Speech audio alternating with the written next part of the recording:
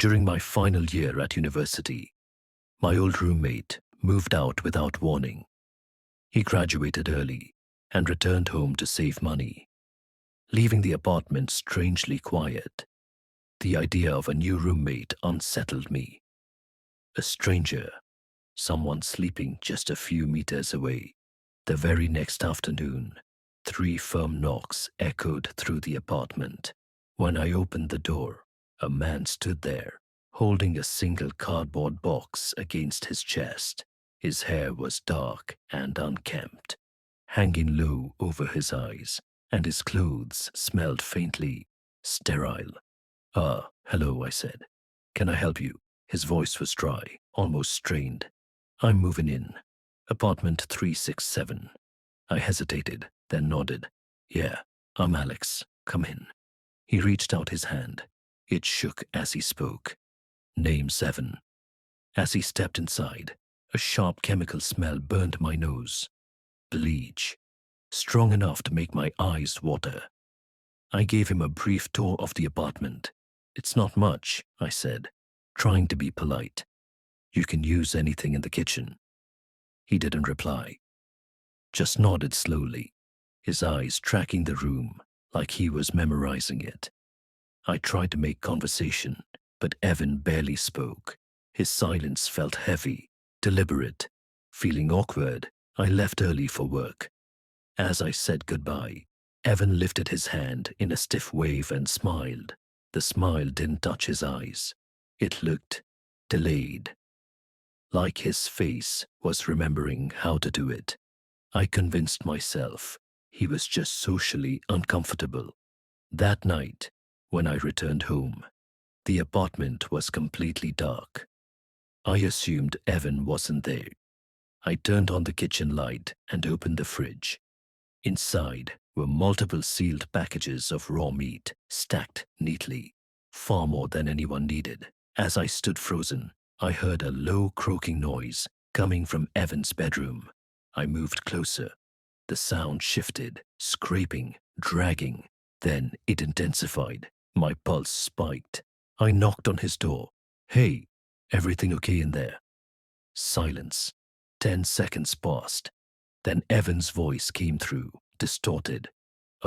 Yes. Just changing. I backed away and locked my bedroom door. For the first time ever. The next morning, Evan was gone.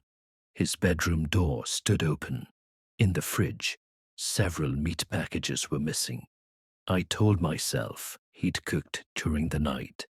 Still uneasy, I approached his room. A metallic smell hung in the air. The room looked untouched, empty, except for the cardboard box, unopened. Then came a knock at the front door. My stomach tightened. I opened it slightly. Evan stood there. Beside him was a woman. I forgot my keys, he muttered, stepping inside. Thanks. This is my sister, he said. Lena. She raised her hand in a stiff, unnatural wave. She never spoke. Her eyes never left me. You didn't go into my room, Evan said quietly. It wasn't a question. No, of course not. He nodded and pulled her inside his bedroom. She stared at me the entire time. I left the apartment shortly after. That night at work, I told my coworkers everything. One of them grabbed my arm. This isn't normal, she said. Trust your instincts. She mentioned a missing student, police involvement, federal investigators. I barely slept. The next morning, I decided to request a roommate change. That evening, Evan knocked on my door. Can we talk? He sat on the couch, movements slow and precise. What keeps your life stable? He asked. My friends, my family. He watched me without blinking. Is that standard for humans? Cold ran through me. Before leaving, he turned back and said, We're friends, Alex, right? I nodded. The next morning, his door was open again. Something inside made a wet, dragging sound. Against every instinct, I looked. Something stood there, bent, struggling to pull Evan's skin over itself like clothing. The box lay open beneath it. It turned its head in a way no human ever could. I ran. At the housing office, the woman frowned at her screen. "Sir, no one was ever assigned to your apartment." The police came, then federal agents. They told me Evan had been reported missing before I ever met him. They asked about a woman named Lena. I don't sleep much anymore. Last night, the news confirmed it.